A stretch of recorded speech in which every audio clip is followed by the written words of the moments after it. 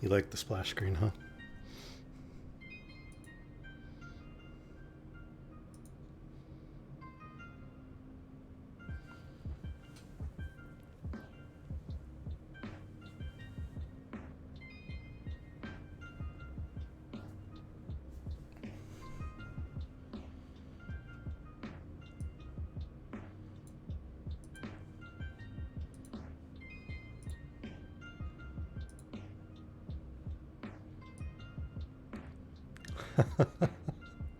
I actually can't hear the sounds.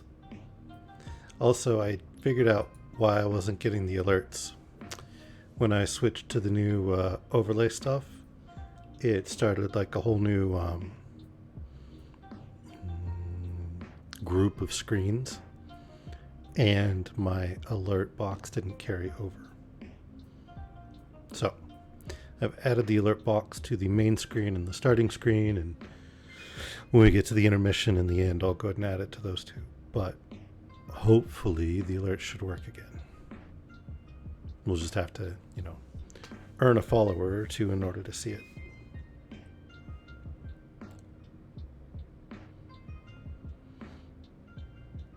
And yeah.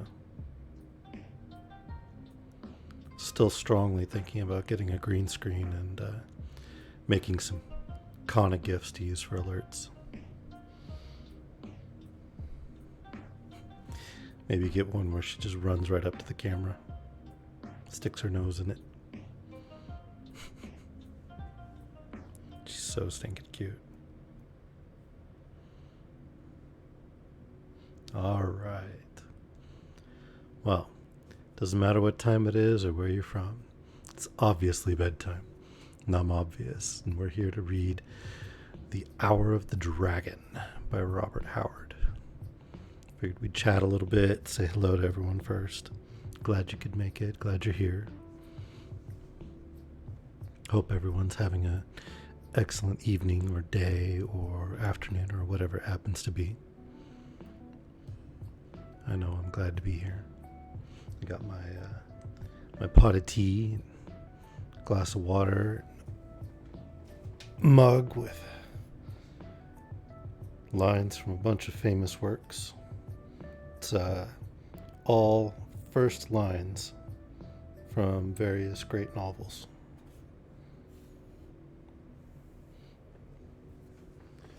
If you are new here, we have a Discord where you can request books, find out about upcoming stuff, chat with other people in the community. The link is right there on the page. It is in the panels below on the About page for Twitch. You can also find a Google Calendar with all the upcoming streams. We've just added a new stream, a new weekly one. It'll be on Thursdays. And it is a little bit unique. It is not going to be on Twitch. So that'll be a bit of a change. It's actually going to be in Discord itself. I sound sleepy. Well, it is quite late here. I don't think the Discord command worked like that. I think it needs to be the first thing, Vela. And I'm glad you're here, Panda. But anyway, it's a subscriber stream which will let us read works that are still under copyright. Turns out that if it's not broadcast over the internet, and if it's a defined group, like a book club or a coffee shop or that sort of thing, you can actually do public readings. Well, semi-public, because they're not being broadcast. I just can't record it.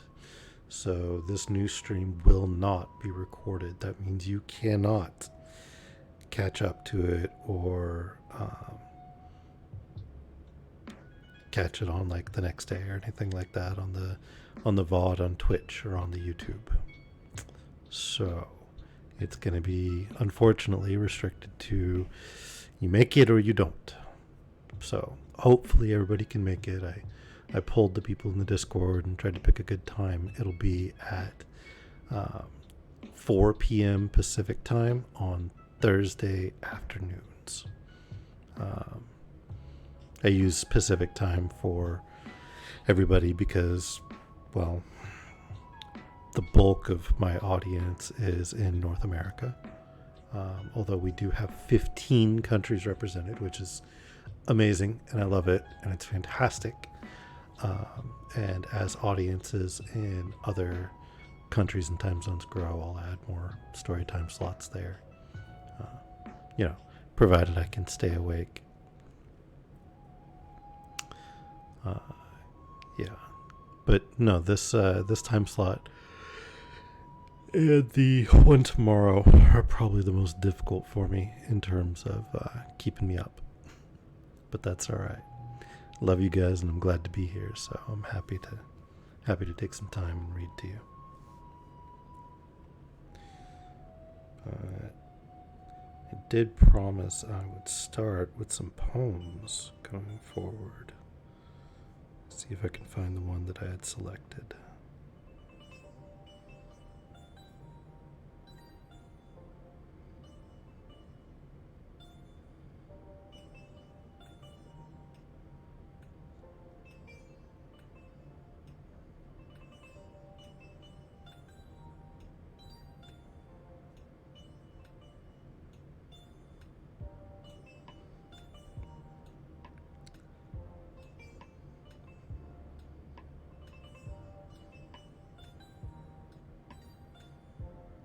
Sorry, just going through some links.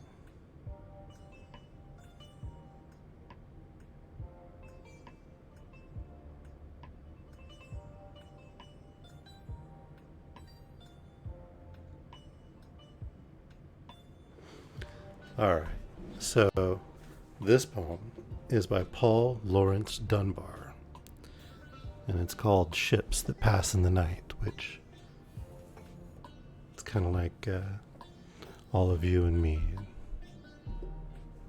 Oh, you want me to change the splash screen? Fair enough.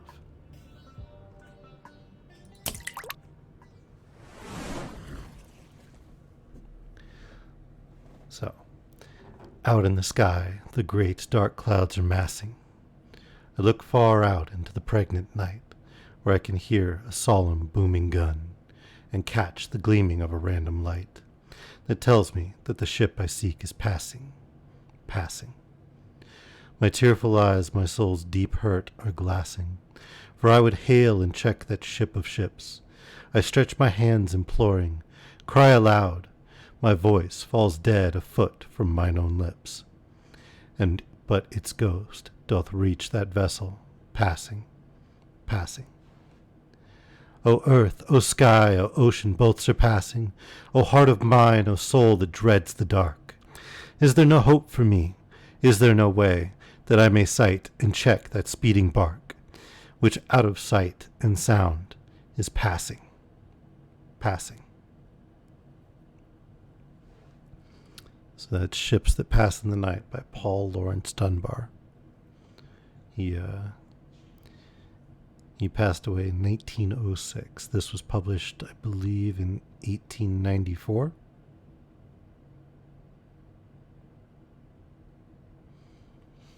But I've got a couple of works from him on the docket coming up. So we'll hear a few more poems from him. And if there's any poets that you'd particularly like to hear, throw it into the book requests on the Discord, and I will pick them up, provided they are public domain, which means prior to, I think it's 1923 now, although I'm not 100% sure on that. And if it's something more modern, then it'll have to go into the subscriber read that I was telling you about that'll be on Thursdays. So that'll be in there too. And you can follow on Twitch, but the subscription is done through Patreon. So if you want to support the stream, it's only a handful of... I would do a great disservice to the world were I to read any poems that I've written aloud.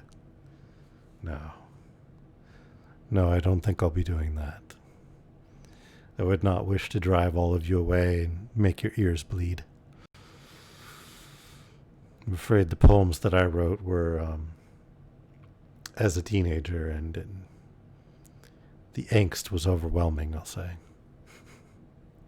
So I think I'll pass on that opportunity.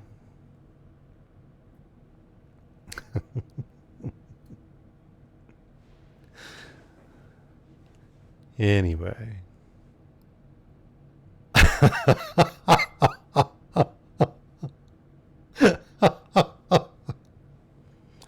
I could write that. I won't. I shouldn't. And if I ever did, I certainly shouldn't read it. But I could write it.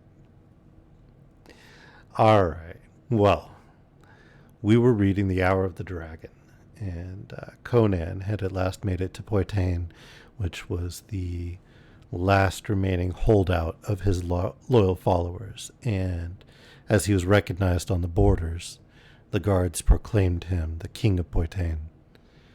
Not sure how Prospero, the current ruler of the country, is going to feel about that, but I imagine we'll find that out shortly. The clangor of bright steel about him, and the thunder of their acclaim, frightened the birds that rose in gay-hued clouds from the surrounding trees. The hot southern blood was afire, and they desired nothing but for their new-found sovereign to lead them to battle and pillage. "What is your command, sire?" they cried. "Let one of us ride ahead and bear the news of your coming into Poitain. Banners will wave from every tower. Roses will carpet the road before your horses' feet, and all the beauty and chivalry of the south will give you the honor due you." Conan shook his head. "Who could doubt your loyalty? But winds blow over these mountains into the countries of my enemies, and I would rather these didn't know that I lived. Yet. Take me to Trocero and keep my identity a secret." So what the knights would have made a triumphal procession was more in the nature of a secret flight. They traveled in haste, speaking to no one, except for a whisper to the captain on duty at each pass, and Conan rode among them with his visor lowered. Forgot to put on the chapstick.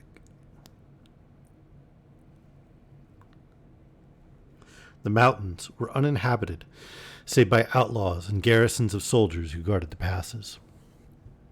The pleasure-loving Poitanians had no need nor desire to wrest a hard and scanty living from their stern breasts.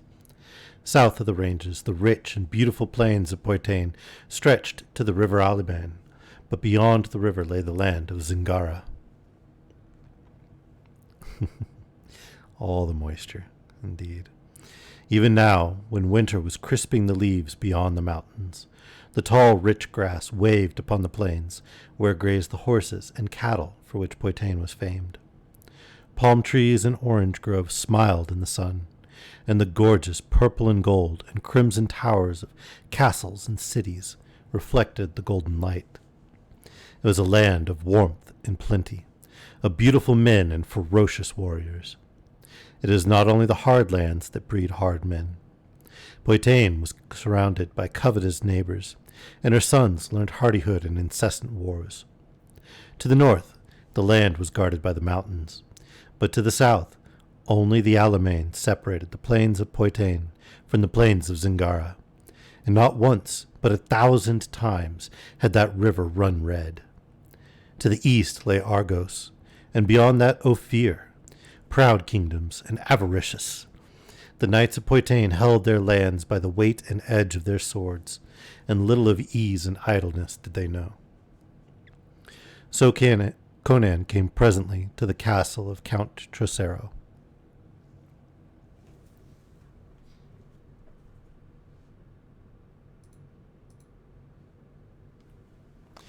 Conan sat on a silken divan in a rich chamber whose filmy curtains the warm breeze billowed.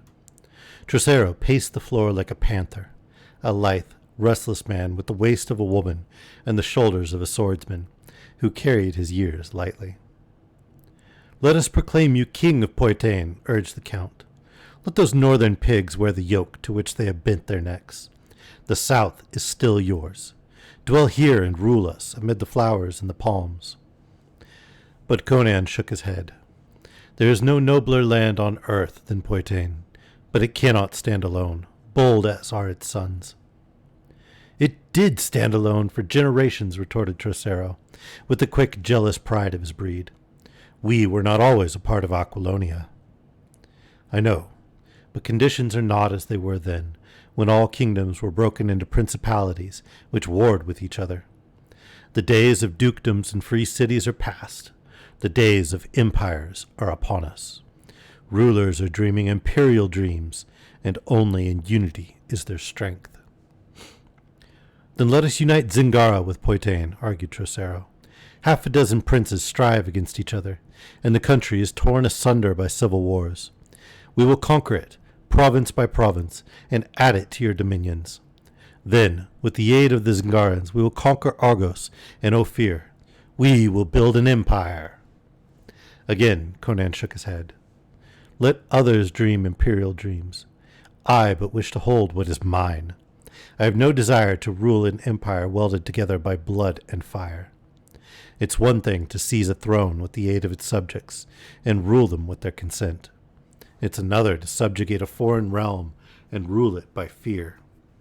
I don't wish to be another Valerius. No, Trocero, I'll rule all Aquilonia and no more, or I'll rule nothing. Then lead us over the mountains, and we will smite the Numidians. Conan's fierce eyes glowed with appreciation. No, Trocero, it would be a vain sacrifice. I've told you what I must do to regain my kingdom. I must find the Heart of Ahriman. For those of you who might not remember, that is the flaming jewel, the cosmic power source and treasure that brought Zoltutan back from the dead. But this is madness, protested Trocero. The maunderings of a heretical priest, the mumblings of a mad witchwoman. You were not in my tent before Valkia, answered Conan grimly, involuntarily glancing at his right wrist, on which blue marks still showed faintly. You didn't see the cliffs thunder down to crush the flower of my army. No, Trocero, I've been convinced. Zoltutun's no mortal man, and only with the Heart of Ahriman can I stand against him. So I'm riding to Cordova alone. But that is dangerous, protested Trocero. Life is dangerous, rumbled the king. I won't go as king of Aquilonia, or even as a knight of Poitain, but as a wandering mercenary, as I rode in Zingara in the old days. Oh, I have enemies enough south of the Ahriman, in the lands and the waters of the south. Many who won't know me as king of Aquilonia will remember me as Conan of the Baracon pirates, or Amra of the black corsairs. But I have friends, too, and men who will aid me for their own private reasons.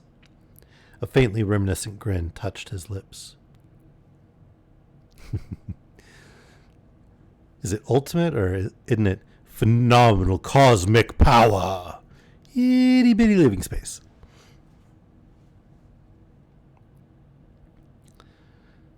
Trocero dropped his hands helplessly and glanced at Albiona, who sat on a nearby divan. I understand your doubts, my lord, said she, but I too saw the coin in the temple of Asura, and look you, Hadrathas said it was dated 500 years before the fall of Acheron. If Zoltatun, then, is the man pictured on the coin, as his majesty swears he is, that means he was no common wizard, even in his other life, for the years of his life were numbered by centuries, not as the lives of other men are numbered. Before Trocero could reply, a respectful rap was heard on the door, and a voice called, My lord, we have caught a man skulking about the castle, who says he wishes to speak with your guest. I await your orders. A spy from Aquilonia, hissed Trocero, catching at his dagger. But Conan lifted his voice and called, Open the door and let me see him. The door was opened, and a man was framed in it, grasped on either hand by stern-looking men-at-arms. He was a slender man, clad in a dark, hooded robe. Are you a follower of Asura? Asked Conan. The man nodded, and the stalwart men-at-arms looked shocked and glanced hesitantly at Trocero.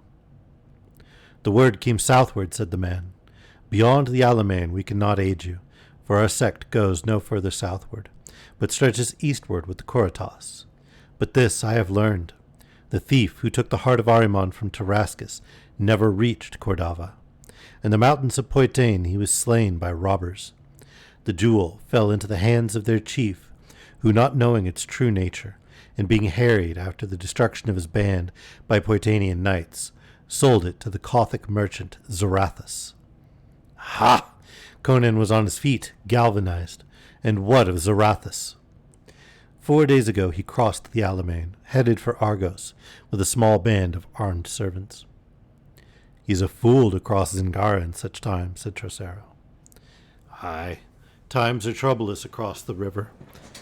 But Zarathus is a bold man, and reckless is his way. He is in great haste to reach Mosantia, where he hopes to find a buyer for the jewel. Perhaps he hopes to sell it finally in Stygia. Perhaps he guesses at its true nature. At any rate, instead of following the long road that winds along the borders of Poitain, and so at last come to Argos far from Mosantia, he has struck straight across eastern Zingara, following the shorter and more direct route. Conan smote the table with his clenched fist, so that the great board quivered. Then by Crom, fortune has at last thrown the dice for me. A horse, Trocero, and the harness of a free companion. Zarathus has a long start, but not too long for me to overtake him, if I follow him to the end of the world. Chapter 12. Maybe I should have finished the chapter last time. Didn't have as much left as I thought I did. But Chapter 12. The Fang of the Dragon. At dawn, Conan waded his horse across the shallows of the Alamein, and struck the wide caravan trail which ran southeastward, and behind him, on the farther bank, Trocero sat his horse silently, at the head of his steel-clad knights, with the crimson leopard of Poitain floating its long folds over him in the morning breeze. Silently they sat, those dark-haired men in shining steel, until the figure of their king had vanished in the blue of distance that widened toward sunrise.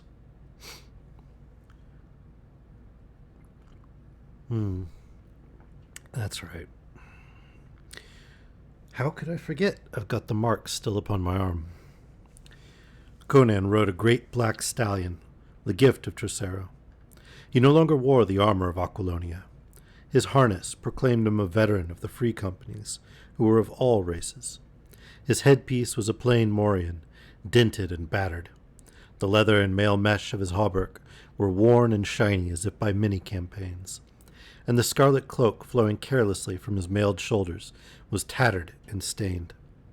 He looked the part of the hard fighting man, who had known all vicissitudes of fortune, plunder, and wealth one day, an empty purse and a close-drawn belt the next.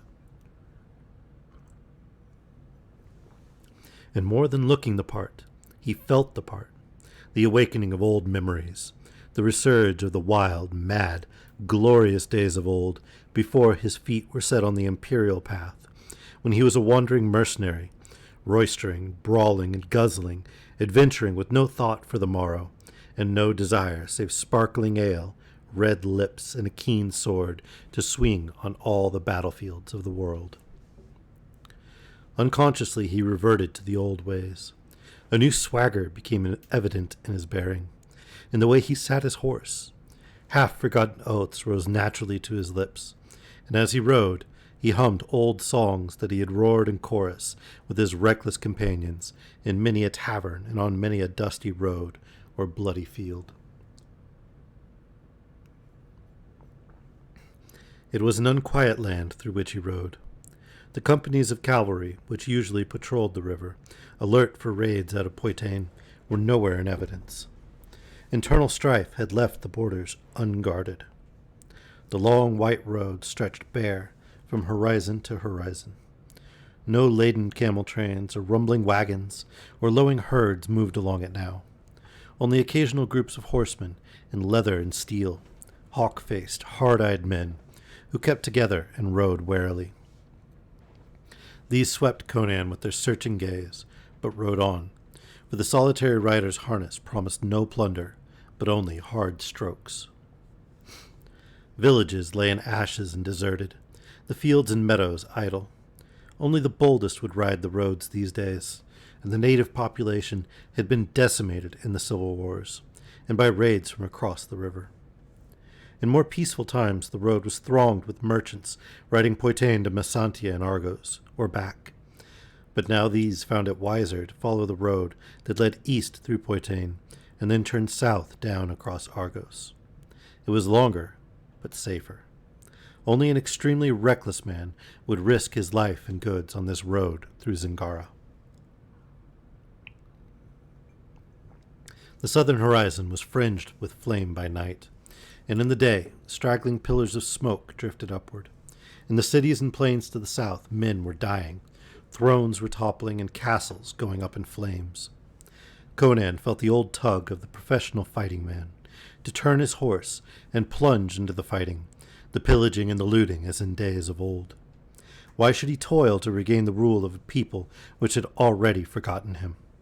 Why chase a will-o'-the-wisp? Why pursue a crown that was lost forever?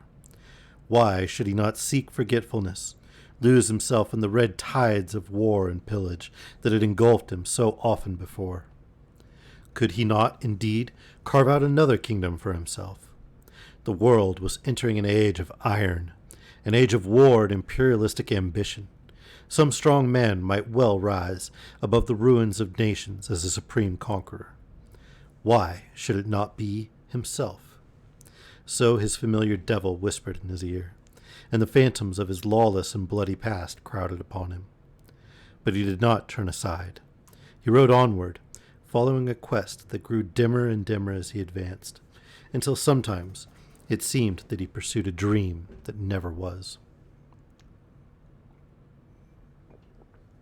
He pushed the black stallion as hard as he dared, but the long white road lay bare before him, from horizon to horizon. It was a long start Zarathus had, but Conan rode steadily on, knowing that he was traveling faster than the burdened merchants could travel. And so he came to the castle of Count Valbrasso, perched like a vulture's eyrie on a bare hill overlooking the road. Valbrasso rode down with his men-at-arms, a lean, dark man with glittering eyes and a predatory beak of a nose. He wore black plate armor and was followed by 30 spearmen, black-mustached hawks of the border wars, as avaricious and ruthless as himself. Of late, the toll of the caravans had been slim, and Valbrasso cursed the civil wars that had stripped the roads of their fat traffic, even while he blessed them for the free hand they allowed him with his neighbors. He had not hoped much from the solitary rider he had glimpsed from his tower, but all was grist that came to his mill. With a practiced eye, he took in Conan's worn mail and dark, scarred face, and his conclusions were the same as those of the other riders who had passed the Cimmerian on the road: an empty purse and a ready blade. "Who are you, knave?" he demanded. "A mercenary riding for Argos," answered Conan. "What matter names?" "You are riding in the wrong direction for a free companion," grunted Valbrasso. "Southward the fighting is good, and also the plundering. Join my company. You won't go hungry. The road remains bare of fat merchants to strip, but I mean to take my rogues and fare southward to sell our swords to whichever side seems strongest." Conan did not at once reply, knowing that if he refused outright, he might be instantly attacked by Valbrosso's men-at-arms. Before he could make up his mind, the Zingaran spoke again. "You rogues of the free companies always know tricks to make men talk. I have a prisoner, the last merchant I caught, by Mitra, and the only one I've seen for a week, and the knave is stubborn. He has an iron box, the secret of which defies us, and I've been unable to persuade him to open it. By Ishtar, I thought I knew all the modes of persuasion there are, but perhaps you, as a veteran free companion, know some that I do not. At any rate, come with me and see what you may do." Valbrosso's words instantly decided Conan. That sounded a great deal like Zarathus. Conan did not know the merchant, but any man who was stubborn enough to try to traverse the Zingaran road in times like these would very probably be stubborn enough to defy torture. He fell in beside Valbrosso and rode up the straggling road to the top of the hill, where the gaunt castle stood. As a man-at-arms, he should have ridden behind the count, but force of habit made him careless, and Valbroso paid no heed. Years of life on the border had taught the Count that the frontier is not the royal court.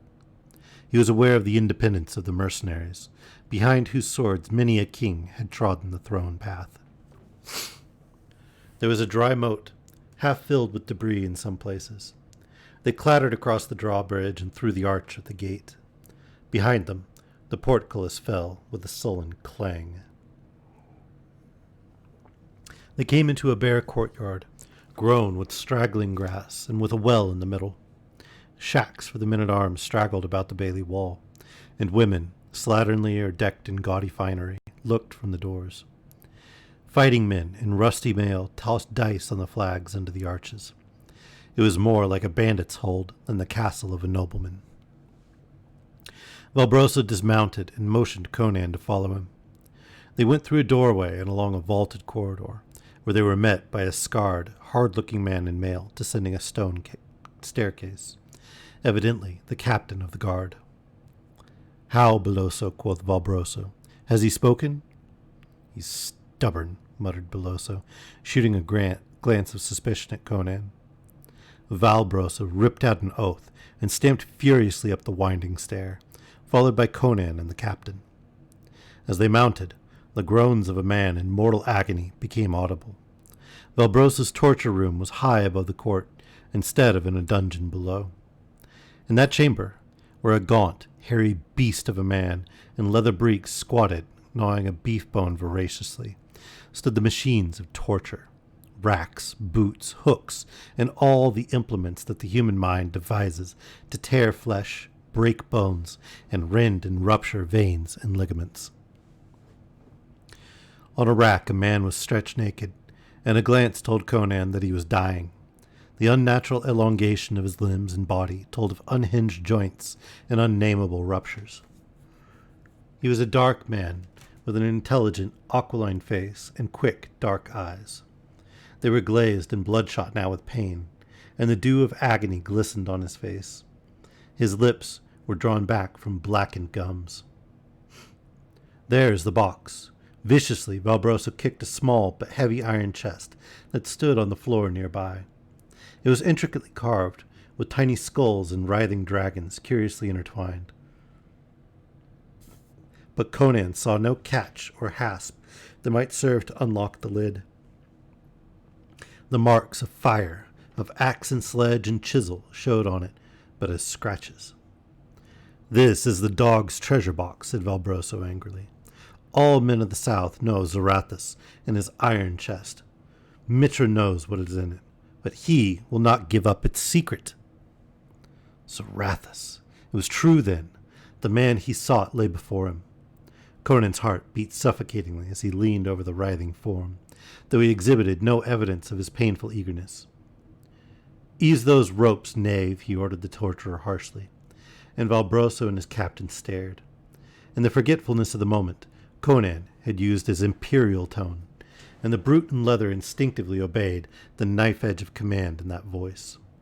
He eased away gradually, for else the slackening of the ropes had been as great a torment to the torn joints as further stretching. Catching up a vessel of wine that stood nearby, Conan placed the rim to the wretch's lips. Zarathus gulped spasmodically, the liquid slopping over his heaving breast. Into the bloodshot eyes came a gleam of recognition, and the froth-smeared lips parted. From them issued a racking whimper in the Cauthic tongue. "Is this death, then? Is the long agony ended? For this is King Conan who died at Valkia, and I am among the dead." "You're not dead," said Conan, "but you're dying. You'll be tortured no more, I'll see to that, but I can't help you further. Yet before you die, tell me how to open your iron box." "My iron box," mumbled Zarathus in delirious, disjointed phrases. "The chest forged in unholy fires among the flaming mountains of Korosha. The metal no chisel can cut. How many treasures has it borne across the width and breadth of the world? But no such treasure as it now holds." "Tell me how to open it," urged Conan. "It can do you no good, and it may aid me." Aye, you are Conan, muttered the Kothian. I've seen you sitting on your throne in the great public hall of Tarantia, with your crown on your head and the scepter in your hand. But you are dead. You died at Valkia, and so I know my own end is at hand. What does the dog say? Demanded Valbroso impatiently, not understanding Kothic. Will he tell us how to open the box? As if the voice roused a spark of life in the twisted breast, Zarathus rolled his bloodshot eyes toward the speaker. Only Valbroso will I tell, he gasped in Zingaran. Death is upon me. Lean close to me, Valbroso. The Count did so, his dark face lit with avarice. Behind him, his saturnine captain Beloso crowded closer. Press the 7 skulls on the rim, one after another, gasped Zarathus. Press then the head of the dragon that rides across the lid. Then press the sphere in the dragon's claws. That will release the secret catch. Quick! The box! Cried Valbroso with an oath. Conan lifted it and set it on a dais, and Valbroso shouldered him aside. Let me open it, cried Beloso, starting forward. Valbroso cursed him back, his greed blazing in his black eyes. None but me shall open it, he cried. Conan, whose hand had instinctively gone to his hilt, glanced at Zarathus. The man's eyes were glazed and bloodshot, but they were fixed on Valbroso with burning intensity.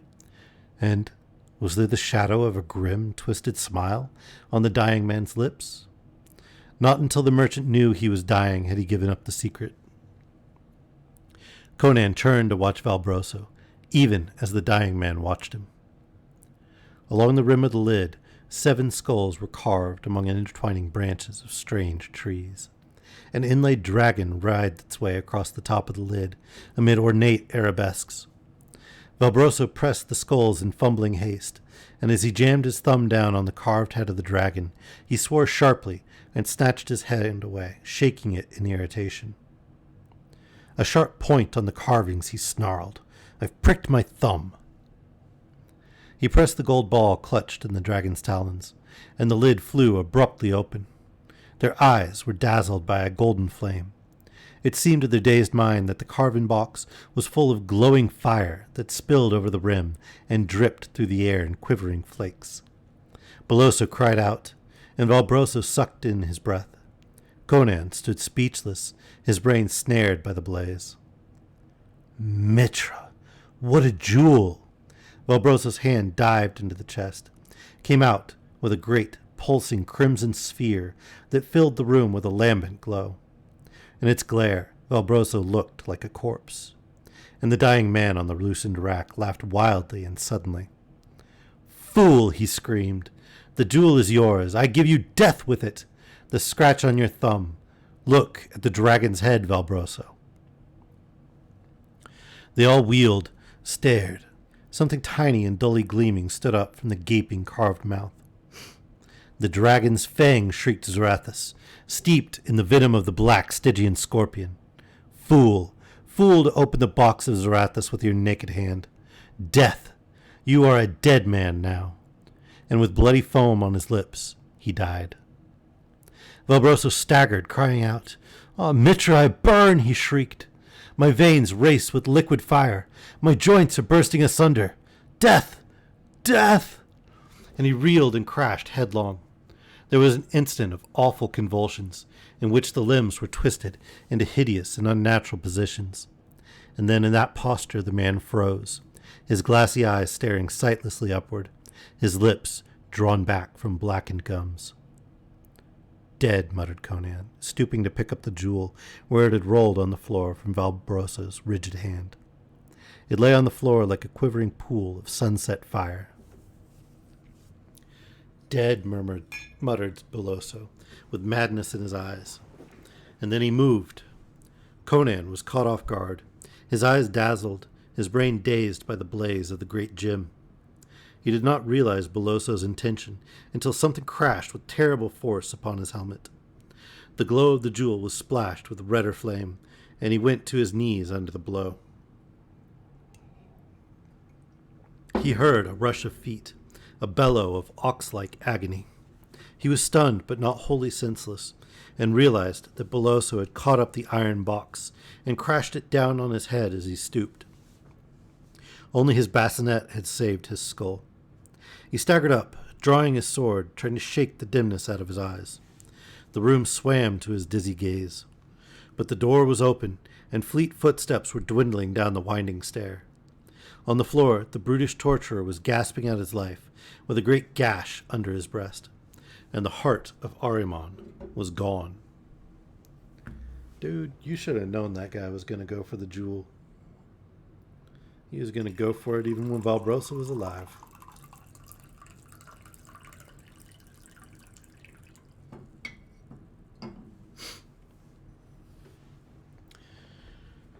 Conan reeled out of the chamber, sword in hand, blood streaming down his face from under his burgonet. He ran drunkenly down the steps, hearing a clang of steel in the courtyard below, shouts, then the frantic drum of hooves. Rushing into the bailey, he saw the men-at-arms milling about confusedly, while women screeched. The postern gate stood open, and a soldier lay across his pike with his head split. Horses, still bridled and saddled, ran neighing about the court, Conan's black stallion among them. "He's mad," howled a woman, wringing her hands as she rushed brainlessly about. "He came out of the castle like a bad dog, hewing right and left. Beloso's mad. Where's Lord Valbroso?" "Which way did he go?" roared Conan. All turned and stared at the stranger's blood-stained face and naked sword. Through the postern shrilled a woman, pointing eastward, and another bawled, "Who is this rogue?" "Beloso has killed Valbroso," yelled Conan, leaping and seizing the stallion's mane, as the men-at-arms advanced uncertainly on him. A wild outcry burst forth at his news, but their reaction was exactly as he had anticipated. Instead of closing the gates to take him prisoner, or pursuing the fleeing slayer to avenge their lord, they were thrown into even greater confusion by his words. Wolves bound only together by fear of Valbroso, they owed no allegiance to the castle or to each other. Swords began to clash in the courtyard, and women screamed, and in the midst of it all, none noticed Conan as he shot through the postern gate and thundered down the hill. The wide plain spread before him, and beyond the hill, the caravan road divided. One branch ran south, the other east, and on the eastern road he saw another rider, bending low and spurring hard. The plain swam to Conan's gaze. The sunlight was a thick red haze, and he reeled in his saddle, grasping the flowing mane with his hand. Blood rained on his mail, but grimly he urged the stallion on. Behind him, smoke began to pour out of the castle on the hill, where the count's body lay forgotten and unheeded beside that of his prisoner. The sun was setting. Against a lurid red sky, the two black figures fled. The stallion was not fresh, but neither was the horse ridden by Beloso. But the great beast responded mightily, calling on deep reservoirs of reserve vitality. Why the Zingaran fled from one pursuer, Conan did not tax his bruised brain to guess. Perhaps unreasoning panic rode Beloso, born of the madness that lurked in that blazing jewel. The sun was gone. The white road was a dim glimmer through a ghostly twilight, fading into purple gloom far ahead of him. The stallion painted. Words. The stallion panted, laboring hard. The country was changing in the gathering dusk. Bare plains gave way to clumps of oaks and alders. Low hills mounted up in the distance. Stars began to blink out. The stallion gasped and reeled in his course. But ahead rose a dense wood that stretched to the hills on the horizon. And between it and himself, Conan glimpsed the dim form of the fugitive. He urged on the distressed stallion, for he saw that he was overtaking his prey, yard by yard.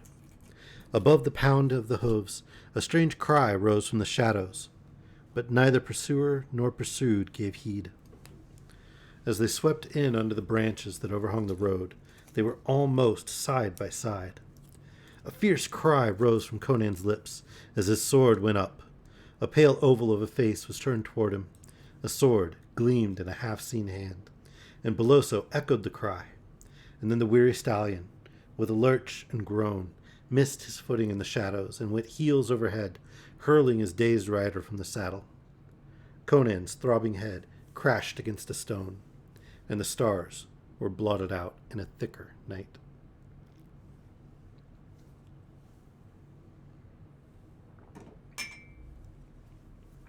How long Conan lay senseless, he never knew.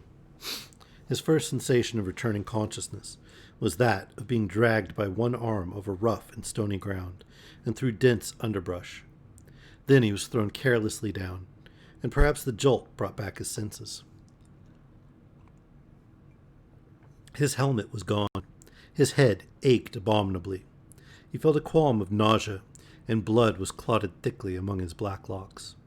But with the vitality of a wild thing, life and consciousness surged back into him, and he became aware of his surroundings. A broad red moon was shining through the trees, by which he knew that it was long after midnight. He had lain senseless for hours, long enough to have recovered from that terrible blow Beloso had dealt him, but as well as the fall which had rendered him senseless.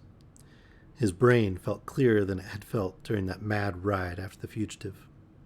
He was not lying beside the white road, he noticed with a start of surprise, as his surroundings began to record themselves on his perceptions. The road was nowhere in sight. He lay on grassy earth, in a small glade hemmed in by a black wall of tree stems and tangled branches. His face and hands were scratched and lacerated as if he had been dragged through brambles. Shifting his body, he looked about him, and then he started violently. Something was squatting over him. At first, Conan doubted his consciousness, thought it was but a figment of delirium. Surely it could not be real, that strange, motionless gray being that squatted on its haunches and stared down at him with unblinking, soulless eyes. Conan lay and stared, half expecting it to vanish like a figure of a dream. And then a chill of recollection crept along his spine. Half-forgotten memories surged back, of grisly tales whispered of the shapes that haunted these uninhabited forests at the foot of the hills that marked the Zingaran-Argosian border. Ghouls, men called them, eaters of human flesh, spawn of darkness, children of unholy matings of a lost and forgotten race with the demons of the underworld. Somewhere in these primitive forests were the ruins of an ancient, accursed city. Men whispered, and among its tombs slunk gray, anthropomorphic shadows. Conan shuddered strongly. He lay staring at the malformed head that rose dimly above him, and cautiously he extended a hand toward the sword at his hip. With a horrible cry that the man involuntarily echoed, the monster was at his throat. Conan threw up his right arm, and the dog-like jaws closed on it, driving the mail links into the hard flesh. The misshapen yet man-like hands clutched for his throat, but he evaded them with a heave and roll of his whole body, at the same time drawing his dagger with his left hand. They tumbled over and over on the grass, smiting and tearing. The muscles coiling under that gray, corpse-like skin were stringy and hard as steel wires, exceeding the strength of a man. But Conan's thews were iron too, and his mail saved him from the gnashing fangs and ripping claws, long enough for him to drive home his dagger, again and again and again. The horrible vitality of the semi-human monstrosity seemed inexhaustible, and the king's skin crawled at the feeling of that slick, clammy flesh. He put all his loathing and savage revulsion behind the plunging blade. And suddenly the monster heaved up convulsively beneath him as the point found its grisly heart, and then lay still. Conan rose, shaken with nausea. He stood in the center of the glade uncertainly, sword in one hand and dagger in the other. He had not lost his instinctive sense of direction, as far as the points of the compass were concerned, but he did not know in which direction the road lay. He had no way of knowing in which direction the ghoul had dragged him. Conan glared at the silent, black, moon-dappled woods which ringed him, and felt cold moisture bead his flesh. He was without a horse, and lost in these haunted woods, and that staring, deformed thing at his feet was a mute evidence of the horrors that lurked in the forest. He stood almost holding his breath in his painful intensity, straining his ears for some crack of twig or rustle of grass. When a sound did come, he started violently. Suddenly, out on the night air, broke the scream of a terrified horse. His stallion. There were panthers in the wood, or ghouls ate beasts as well as men. He broke savagely through the brush in the direction of the sound, whistling shrilly as he ran, his fear drowned in berserk rage. If his horse was killed, there went his last chance of following Beloso and recovering the jewel. Again the stallion screamed with fear and fury, somewhere near. There was a sound of lashing heels and something that was struck heavily and gave way.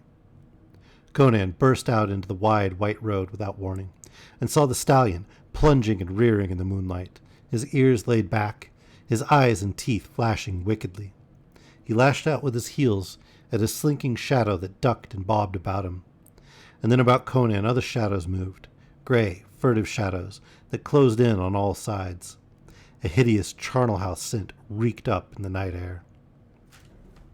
With a curse, the king hewed right and left with his broadsword, thrust and ripped with his dagger. Dripping fangs flashed in the moonlight. Foul paws caught at him, but he hacked his way through to the stallion, caught the rein and leaped into the saddle. His sword rose and fell, a frosty arc in the moonlight, showering blood as it split misshapen heads, clove shambling bodies. The stallion reared, biting and kicking. They burst through and thundered down the road. On either hand, for a short space, flitted gray, abhorrent shadows. Then these fell behind, and Conan, topping a wooded crest, saw a vast expanse of bare slopes sweeping up and away before him.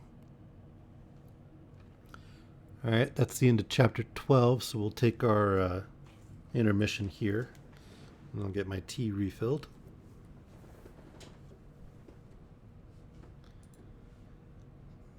Maybe we could do some questions for the 8-ball. And I will go ahead and add the alert box to this one while we're at it.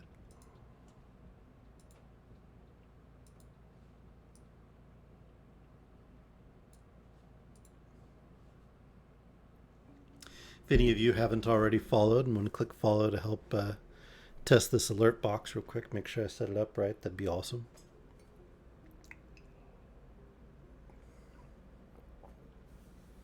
It's that little purple box down below.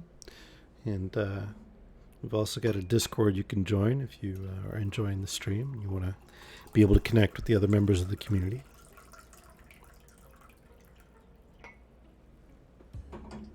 But if you want to just take this time and grab something hot to drink or a refill if you've already got a mug of tea or something else in front of you, or ask some random questions of the good old 8-ball. Hopefully it doesn't need to be calibrated today. 8-ball's been kind of mean to me lately. In fact, let's find out.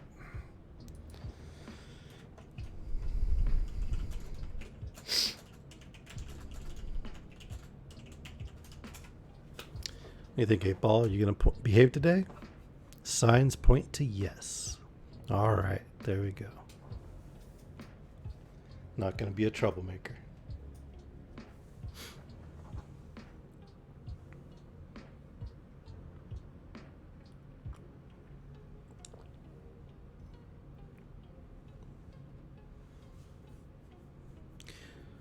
Any of my subscribers excited for for Thursday? 8-ball's telling you lies. I am drinking orange pico with honey today. I am, in fact.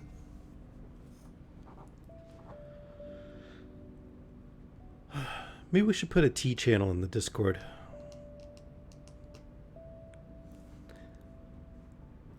Add a spot for people to share their favorite teas.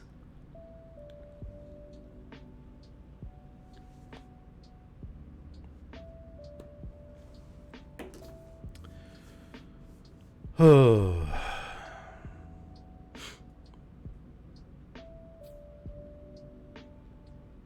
You still around, Panda?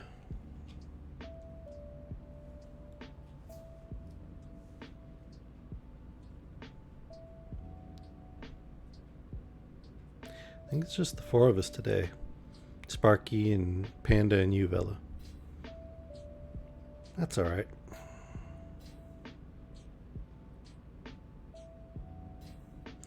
I know Nameless couldn't stay up late. He's got finals this week. And Pi is watching the football match instead. I mean, I can't completely blame him. I can catch this on the Twitch or the YouTube. I'm glad you're here, Sparky. It's always good to see you here.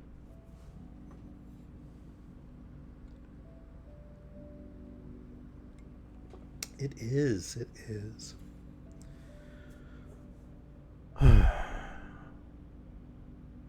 Just wish I could get that multi-stream thing fixed. I really would like to try out the multi-streaming. I think I'm just going to bite the bullet and get the restream.io service. Which I can do because of all of you that are supporting the stream. So thank you very much for that.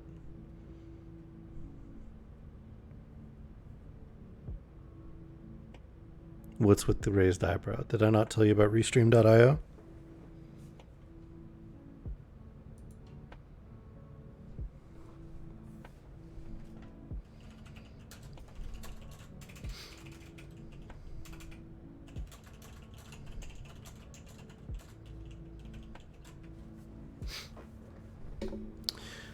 So, Restream.io is a service for streamers, as you probably guessed from the name, and you stream to them, and then they duplicate your stream to the various platforms that you want to stream to.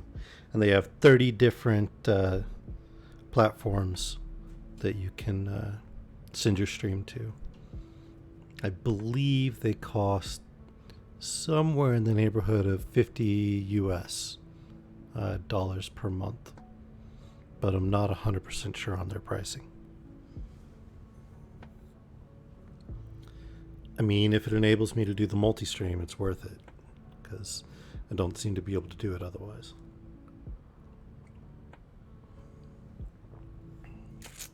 In any case, we ready to get back into it?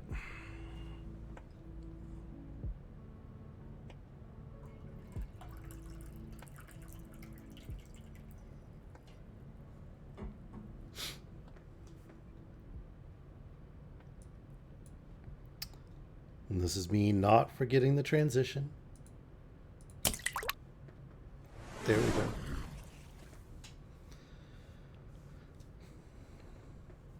go. Always ready for story time. Villa, are you ready? Always ready. All right. Well, we're about halfway through the book. So we'll probably get another 2, maybe 3 chapters today. And then, I don't know. We've done, 3 streams? So probably 2 more, maybe 3 more after this. Something like that. Chapter 13. A Ghost Out of the Past. Soon after sunrise, Conan crossed the Argosian border. Of Beloso he had seen no trace. Either the captain had made good his escape while the king lay senseless, or had fallen prey to the grim man-eaters of the Zingaran forest. But Conan had seen no signs to indicate the latter possibility. The fact that he had lain unmolested for so long seemed to indicate that the monsters had been engrossed in futile pursuit of the captain. And if the man lived, Conan felt certain that he was riding along the road somewhere ahead of him. Unless he had intended going into Argos, he would never have taken the eastward road in the first place. The helmeted guards at the frontier did not question the Cimmerian. A single wandering mercenary required no passport nor safe conduct, especially when his unadorned mail showed him to be in the service of no lord.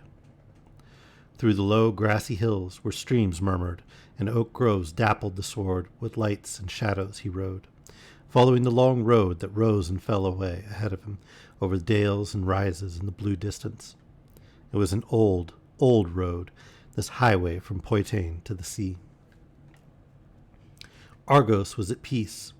Laden ox wains rumbled along the road, and men, and men with bare, brown, brawny arms toiled in orchards and fields that smiled away under the branches of the roadside trees. Old men on settles before inns under spreading oak branches called greetings to the wayfarer. From the men that worked the fields, from the garrulous old men in the inns where he slaked his thirst with great leathern jacks of foaming ale, from the sharp-eyed, silk-clad merchants he met upon the road, Conan sought for news of Beloso. Stories were conflicting, but this much Conan learned, that a lean, wiry Zingaran, with the dangerous black eyes and mustaches of the western folk, was somewhere on the road ahead of him, and apparently making for Masantia. It was a logical destination. All the seaports of Argos were cosmopolitan, in strong contrast with the inland provinces, and Masantia was the most polyglot of all.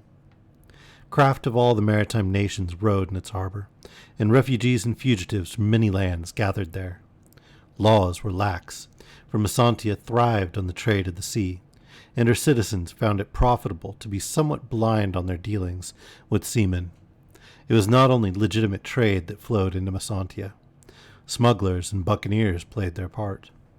All this Conan knew well, for had he not, in the days of old when he was a Barachan pirate, sailed by night into the harbor of Masantia to discharge strange cargoes.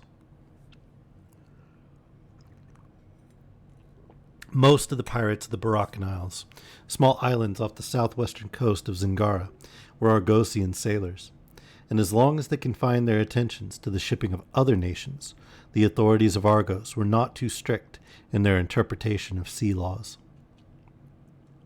But Conan had not limited his activities to those of the Barachans. He had also sailed with the Zingaran buccaneers, and even with those wild black corsairs that swept up from the far south to harry the northern coasts. And this put him beyond the pale of any law.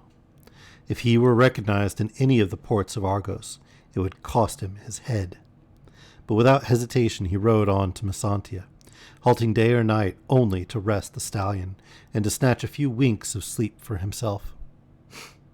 He entered the city unquestioned, merging himself with the throngs that poured continually in and out of this great commercial center.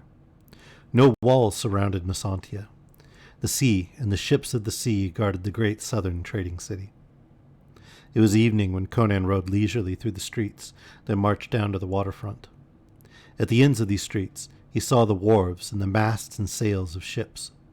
He smelled salt water for the first time in years, heard the thrum of cordage and the creak of spars in the breeze that was kicking up whitecaps out beyond the headlands. Again, the urge of far wandering tugged at his heart. But he did not go on to the wharves. He reined aside and rode up a steep flight of wide, worn stone steps, to a broad street where ornate white mansions overlooked the waterfront and the harbor below. Here dwelt the men who had grown rich from the hard-won fat of the seas.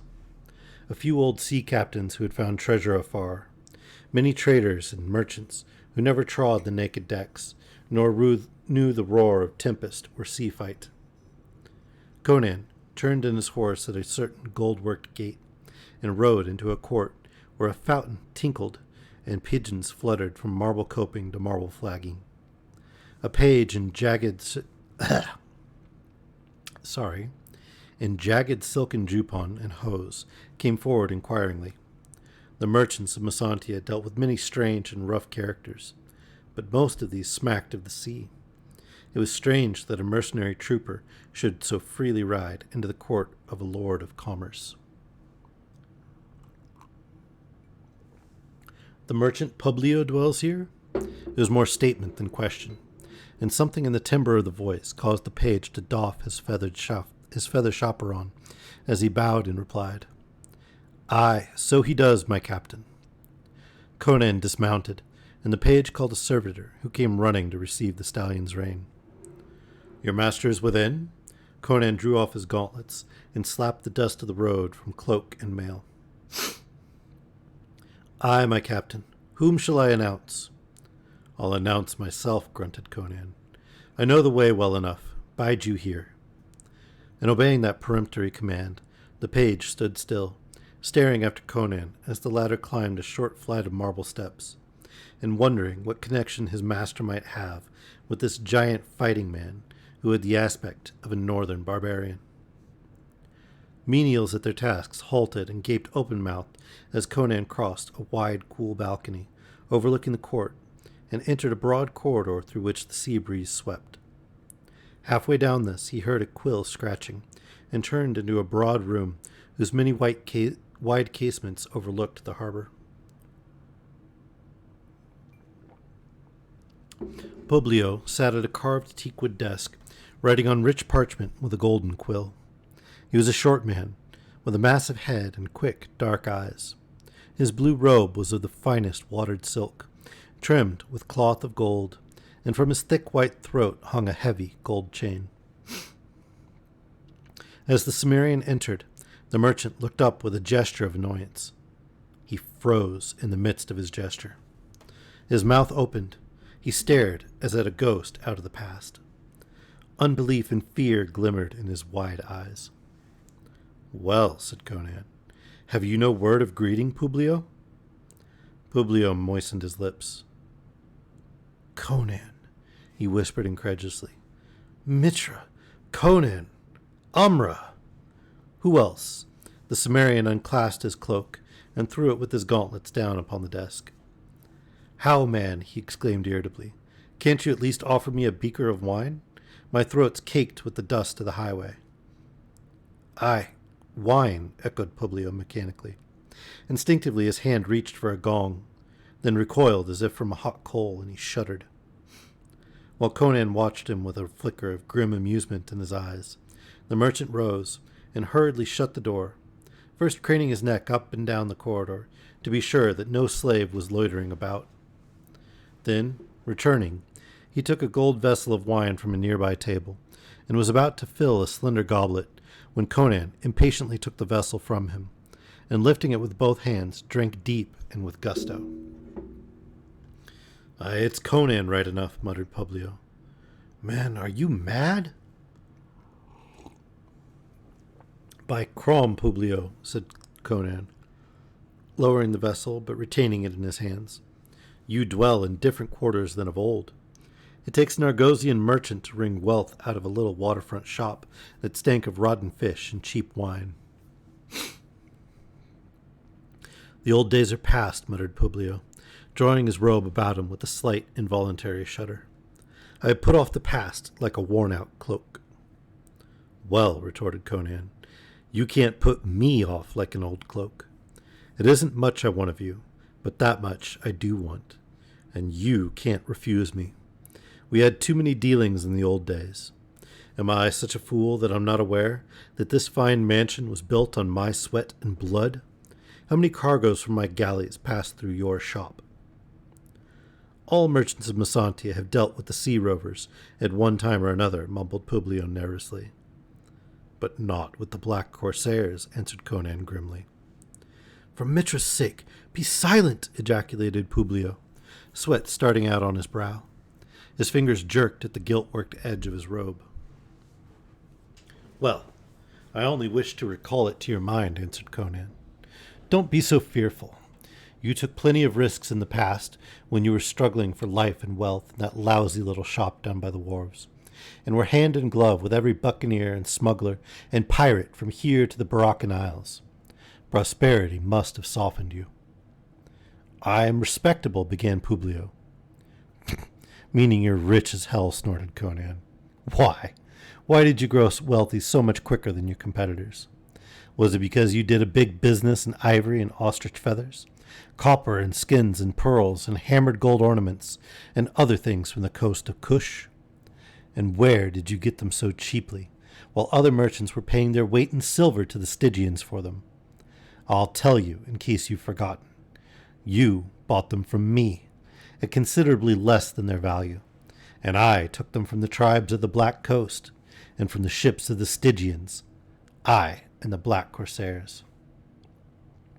In Mitra's name, cease, begged Publio. I have not forgotten. But what are you doing here?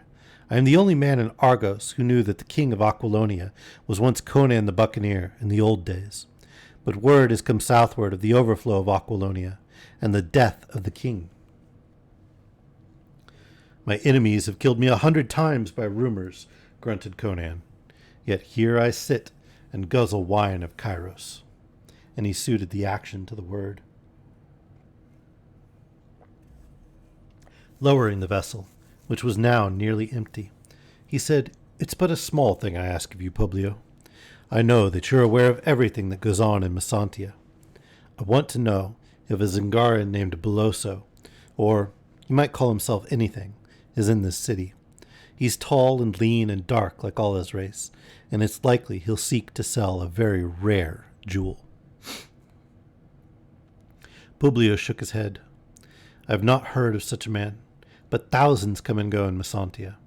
If he is here, my agents will discover him. Good. Send them to look for him, and in the meantime have my horse cared for, and have food served me here in this room. Publio assented volubly, and Conan emptied the wine vessel, tossed it carelessly into a corner, and strode to a nearby casement, involuntarily expanding his chest as he breathed deep of the salt air. He was looking down upon the meandering waterfront streets. He swept the ships in the harbor with an appreciative glance, then lifted his head and stared beyond the bay, far into the blue haze of the distance where sea met sky. And his memory sped beyond that horizon, to the golden seas of the south under flaming suns, where laws were not and life ran hotly. Some vagrant scent of spice or palm woke clear-etched images of strange coasts where mangroves grew and drums thundered, of ships locked in battle, and decks running blood, of smoke and flame, and the crying of slaughter. Lost in his thoughts, he scarcely noticed when Publio stole from the chamber. Gathering up his robe, the merchant hurried along the corridors, until he came to a certain chamber, where a tall, gaunt man, with a scar upon his temple, wrote continually upon parchment. There was something about this man which made his clerkly occupation seem incongruous. To him, Publio spoke abruptly. Conan has returned. Conan? The gaunt man started up, and the quill fell from his fingers. The Corsair? Aye. The gaunt man went livid. Is he mad? If he is discovered here, we're ruined. They will hang a man who shelters or trades with the Corsair as quickly as they'll hang the Corsair himself.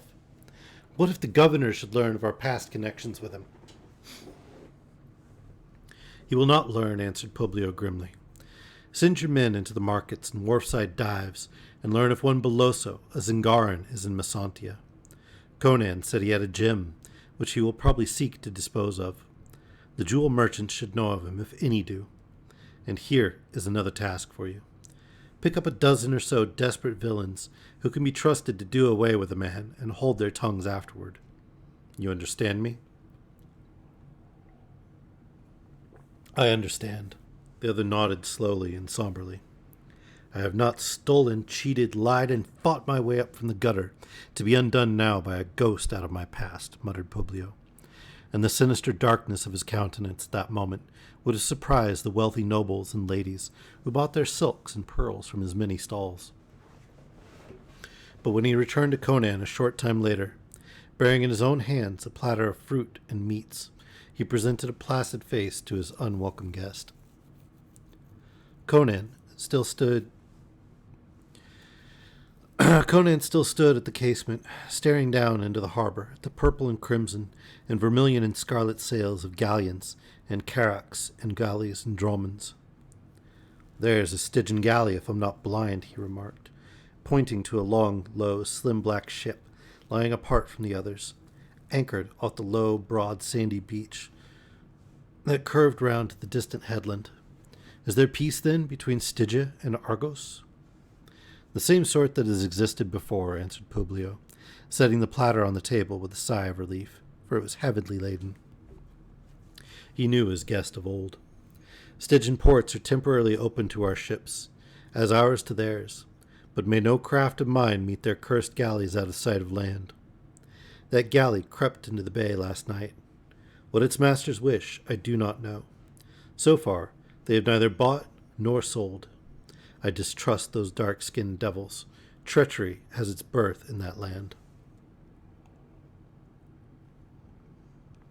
I have made them howl, said Conan carelessly, turning from the window.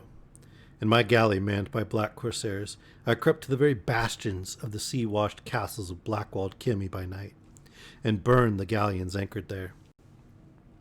And speaking of treachery, mine host, suppose you taste these viands and sip a bit of this wine, just to show me that your heart is on the right side. Publio complied so readily that Conan's suspicions were lulled, and without further hesitation he sat down and devoured enough for 3 men. And while he ate, men moved through the markets and along the waterfront, searching for a Zingaran who had a jewel to sell, or sought for a ship to carry him to foreign ports. And a tall, gaunt man, with a scar on his temple, sat with his elbows over on a wine-stained table in a squalid cellar with a brass lantern hanging from a smoke-blackened beam overhead, and held converse with 10 desperate rogues whose sinister countenances and ragged garments proclaimed their profession. And as the first stars blinked out, they shone on a strange band spurring their mounts along the white road that led to Messantia from the west. They were 4 men, tall, gaunt, clad in black hooded robes, and they did not speak. They forced their steeds mercilessly onward, and those steeds were gaunt as themselves, and sweat-stained and weary as if from long travel and far wandering.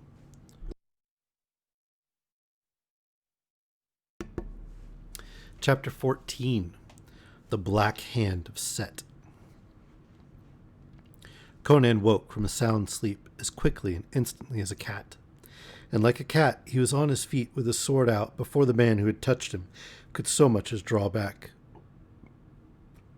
"What word, Publio?" demanded Conan, recognizing his host. The gold lamp burned low, casting a mellow glow over the thick tapestries and the rich coverings of the couch whereon he had been reposing. Publio, recovering from the start given him by the sudden action of his awakening guest, replied, "The Zingaran has been located. He arrived yesterday at dawn. Only a few hours ago he'd sought to sell a huge, strange jewel to a Shemitish merchant, but the Shemite would have naught to do with it. Men say he turned pale beneath his black beard at the sight of it, and closing his stall, fled as a thing accursed." "It must be Beloso," muttered Conan, feeling the pulse in his temples pounding with impatient eagerness. "Where is he now?" "He sleeps in the house of Servio." "I know that dive of old," grunted Conan. "I'd better hasten before some of these waterfront thieves cut his throat for the jewel." He took up his cloak and flung it over his shoulders, then donned a helmet Publio had procured for him. "Have my steed saddled and ready in the court," said he. "I may return in haste. I shall not forget this night's work, Publio." A few moments later, Publio, standing at a small outer door, watched the king's tall figure receding down the shadowy street. "Farewell to you, Corsair," muttered the merchant. "This must be a notable jewel, to be sought by a man who had just lost a kingdom. I wish I had told my knaves to let him secure it before they did their work. But then something might have gone awry. Let Argos forget Amra, and let my dealings with him be lost in the dust of the past. In the alley behind the house of Servio, that is where Conan will cease to be a peril to me." This seems like a bad plan. I kind of feel like if this guy knew Conan at all, he'd know that was not a good idea. Servio's house, a dingy, ill-famed inn, was located close to the wharves, facing the waterfront. It was a shambling building of stone and heavy ship beams, and a long, narrow alley wandered up alongside it. Conan made his way along the alley, and as he approached the house, he had an uneasy feeling that he was being spied upon. He stared hard into the shadows of the squalid buildings, but saw nothing, though once he caught the faint rasp of cloth or leather against flesh. But that was nothing unusual. Thieves and beggars prowled these alleys all night, and they were not likely to attack him after one look at his size and harness. But suddenly, a door opened in the wall ahead of him, and he slipped into the shadow of an arch. A figure emerged from the open door and moved along the alley, not furtively, but with a natural noiselessness, like that of a jungle beast. Enough starlight filtered into the alley to silhouette the man's profile dimly as he passed the doorway where Conan lurked. The stranger was a Stygian. There was no mistaking that hawk-faced, shaven head, even in the starlight, nor the mantle over the broad shoulders. He passed on down the alley in the direction of the beach, and once Conan thought he must be carrying a lantern among his garments, for he caught a flash of lambent light just as the man vanished. But the Cimmerian forgot the stranger as he noticed that the door through which he had merged still stood open. Conan had intended entering by the main entrance and forcing Servio to show him the room where the Zingaran slept. But if he could get into the house without attracting anyone's attention, so much the better. A few long strides brought him to the door, and as his hand fell on the lock, he stifled an involuntary grunt. His practiced fingers, skilled among the thieves of Zamora long ago, told him that the lock had been forced, apparently by some terrific pressure from the outside that had twisted and bent the heavy iron bolts, tearing the very sockets loose from the jambs. How such damage could have been wrought so violently without awakening everyone in the neighborhood, Conan could not imagine, but he felt sure that it had been done that night. A broken lock, if discovered, would not go unmended in the house of Servio, in this neighborhood of thieves and cutthroats. Conan entered stealthily, poniard in hand, wondering how he was to find the chamber of the Zingaran. Groping in total darkness, he halted suddenly. He sensed death in that room, as a wild beast senses it, not as peril threatening him, but a dead thing, something freshly slain. In the darkness his foot hit and recoiled from something heavy and yielding. With a sudden premonition he groped along the wall until he found the shelf that supported the brass lamp, with its flint steel and tender beside it. A few seconds later, a flickering, uncertain light sprang up, and he stared narrowly about him. A bunk, built against the rough stone wall, a bare table and a bench completed the furnishings of the squalid chamber. An inner door stood closed and bolted, and on the hard beaten dirt floor lay Boloso. On his back he lay, with his head drawn back between his shoulders, so that he seemed to stare with his wide, glassy eyes at the sooty beams of the cobwebbed ceiling. His lips were drawn back from his teeth in a frozen grin of agony. His sword lay near him, still in its scabbard. His shirt was torn open, and on his brown, muscular breast was the print of a black hand, thumb and forefingers plainly distinct. Conan glared in silence, feeling the short hairs bristle at the back of his neck.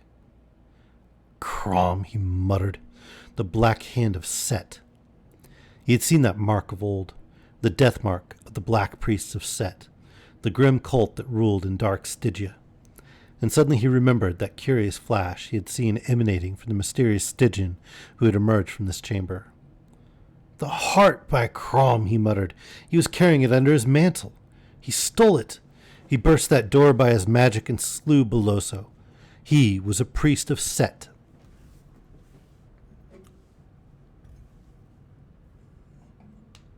And just refilling my tea real quick. Okay, well, I'm putting like a teaspoon of tea in it. Apparently, I'm all out. Rip.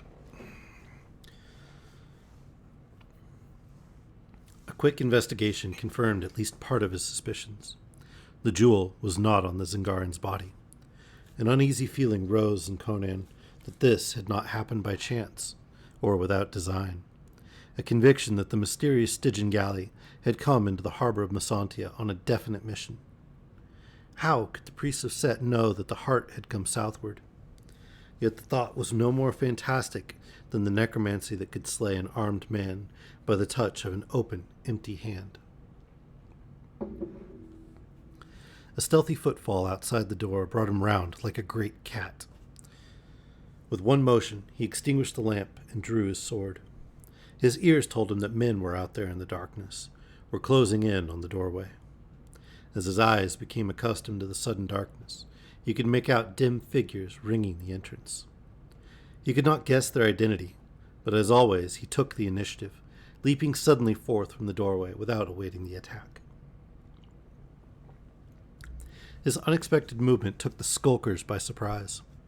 He sensed and heard men close about him, saw a dim masked figure in the starlight before him.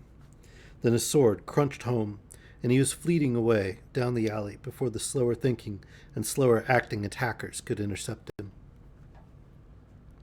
As he ran, he heard, somewhere ahead of him, a faint creak of oarlocks, and he forgot the men behind him. A boat was moving out into the bay. Gritting his teeth, he increased his speed, but before he reached the beach, he heard the rasp and creak of ropes and the grind of the great sweep in its socket. Thick clouds rolling up from the sea obscured the stars. In thick darkness, Conan came upon the strand, straining his eyes out across the black, restless water. Something was moving out there, a long, low, black shape that receded in the darkness, gathering momentum as it went. To his ears came the rhythmical clack of long oars. He ground his teeth in helpless fury. It was the Stygian galley, and she was racing out to sea, bearing with her the jewel that meant to him the throne of Aquilonia. With a savage curse, he took a step toward the waves that lapped against the sands, catching at his hauberk and intending to rip it off and swim after the vanishing ship. Then the crunch of a heel in the sand brought him about. He had forgotten his pursuers. Dark figures closed in on him with a rush of feet through the sands. The first went down beneath the Cimmerian's flailing sword, but the others did not falter. Blades whickered dimly about him in the darkness or rasped on his mail. Blood and entrails spilled over his hand, and someone screamed as he ripped murderously upward. A muttered voice spurred on the attack, and that voice sounded vaguely familiar. Conan plowed through the clinging, hacking shapes toward the voice. A faint light gleaming momentarily through the drifting clouds showed him a tall, gaunt man with a great livid scar on his temple. Conan's sword sheared through his skull as through a ripe melon. Then an axe, swung blindly in the dark, crashed on the king's bassinet, filling his eyes with sparks of fire. He lurched and lunged, felt his sword sink deep, and heard a shriek of agony. Then he stumbled over a corpse, and a bludgeon knocked the dented helmet from his head. The next instant, the club fell full on his unprotected skull. The king of Aquilonia crumpled into the wet sands. Over him, wolfish figures panted in the gloom. "Strike off his head," muttered one. "Let him lie," grunted another. "Help me tie up my wounds before I bleed to death. The tide will wash him into the bay. See, he fell at the water's edge. His skull is split. No man could live after such blows." "Help me strip him," urged another. "His harness will fetch a few pieces of silver. And haste, Tiberio is dead, and I hear seamen singing as they reel along the strand. Let us be gone."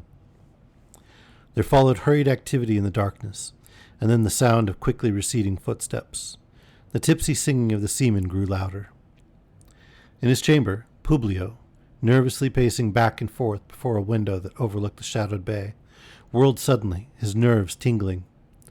To the best of his knowledge, the door had been bolted from within, but now it stood open and 4 men filed into the chamber. At the sight of them, his flesh crawled. Many strange beings Publio had seen in his lifetime, but none before like these. They were tall and gaunt, black-robed, and their faces were dim yellow ovals in the shadows of their coifs. He could not tell much about their features, and was unreasoningly glad that he could not. Each bore a long, curiously mottled staff. "Who are you?" he demanded, and his voice sounded brittle and hollow. "What do you wish here?" Where is Conan, he who is king of Aquilonia? Demanded the tallest of the four in a passionless monotone that made Publio shudder. It was like the hollow tone of a Catan temple bell.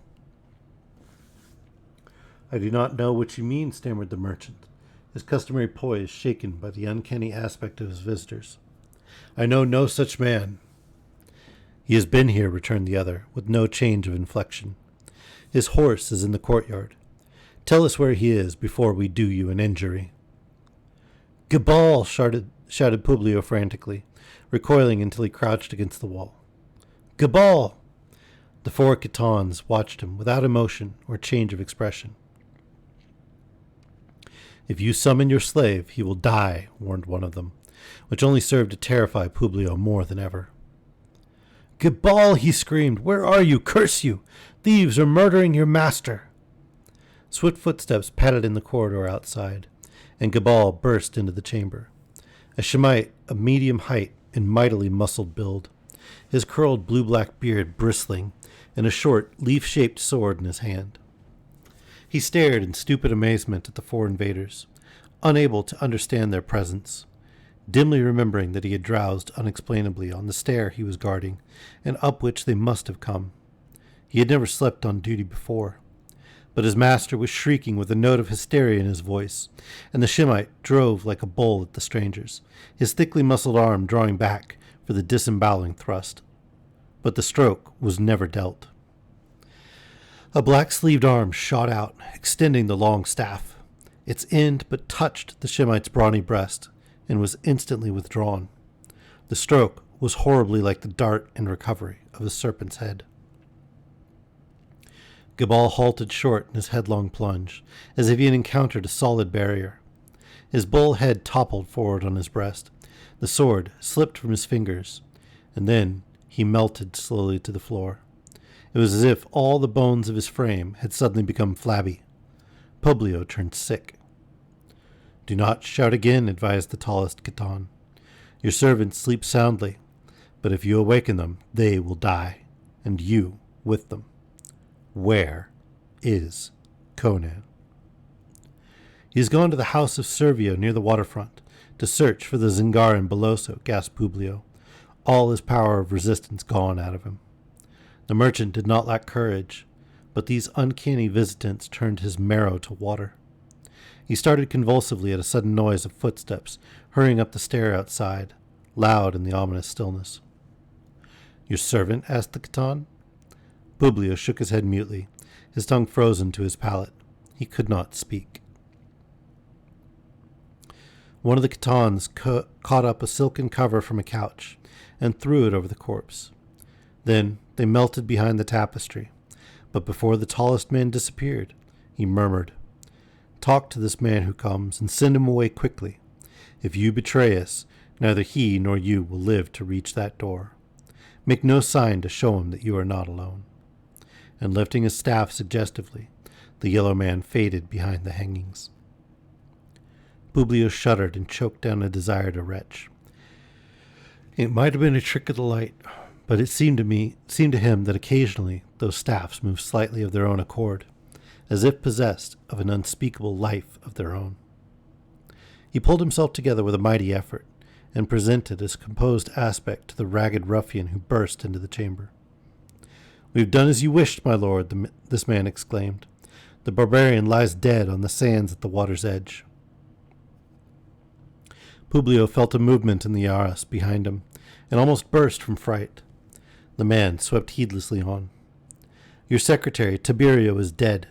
The barbarian slew him and 4 of my companions. We bore their bodies to the rendezvous. There was nothing of value on the barbarian except a few silver coins. Are there any further orders? None, gasped Publio, white about the lips. Go. The desperado bowed and hurried out, with a vague feeling that Publio was both a man of weak stomach and few words. The 4 Catans came from behind the arras. Of whom did this man speak? The taller demanded.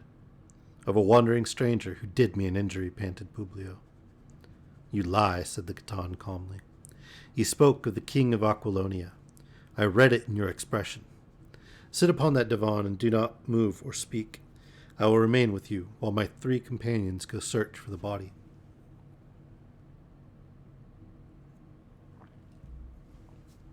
So Publio sat and shook with the terror of the silent, inscrutable figure, which watched him until the 3 Khitans filed back into the room, with the news that Conan's body did not lie upon the sands.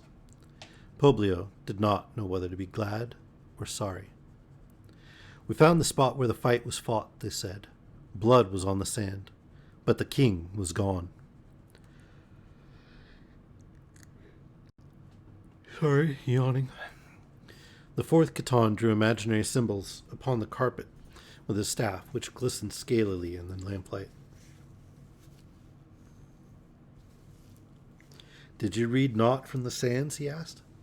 Aye, they answered. The king lives, and he has gone southward in a ship. The tall Khitan lifted his head and gazed at Publio, so that the merchant broke into a profuse sweat. What do you wish of me? He stuttered. A ship, answered the Khitan. A ship well manned for a very long voyage. For how long a voyage? Stammered Publio, never thinking of refusing. To the ends of the world, perhaps, answered the Khitan, or to the molten seas of hell that lie beyond the sunrise.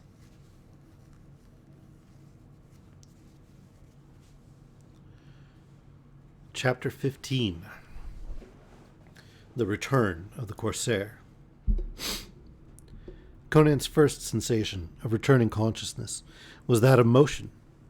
Under him was no solidity, but a ceaseless heaving and plunging. Then he heard wind humming through cords and spars, and knew he was aboard a ship even before his blurred sight cleared. He heard a mutter of voices, and then a dash of water deluged him, jerking him sharply into full animation. He heaved up with a sulphurous curse, braced his legs and glared about him, with a burst of coarse guffaws in his ears, and the reek of unwashed bodies in his nostrils. He was standing on the poop deck of a long galley which was running before the wind that whipped down from the north, her striped sail bellying against the taut sheets. The sun was just rising, in a dazzling blaze of gold and blue and green. To the left of the shoreline was a dim purple shadow. To the right stretched the open ocean. This much Conan saw at a glance that likewise included the ship itself.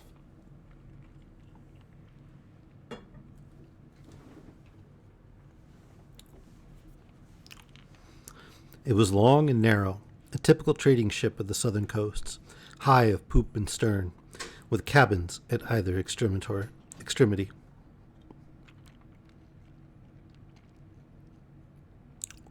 Conan looked down into the open waste, whence wafted that sickening, abominable odor. He knew it of old. It was the body scent of the oarmen, chained to their benches. There were 40 men to each side, each confined by a chain locked about his waist, with the other end welded to a heavy ring set deep in the solid runway beam that ran between the benches from stem to stern. The life of a slave aboard an Agrosian galley was a hell unfathomable.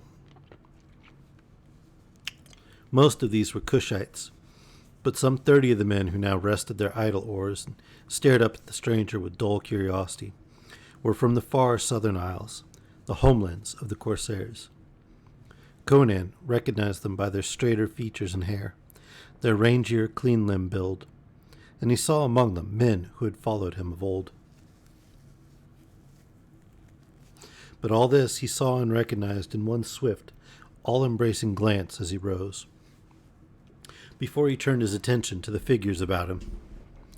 Reeling momentarily on braced legs, his fist clenched wrathfully. Sorry, I've got a throat lozenge. He glared at the figures clustered about him. The sailor who had drenched him stood grinning, the empty bucket still poised in his hand, and Conan cursed him with venom, instinctively reaching for his hilt. Then he discovered that he was weaponless and naked except for his short leather breeks.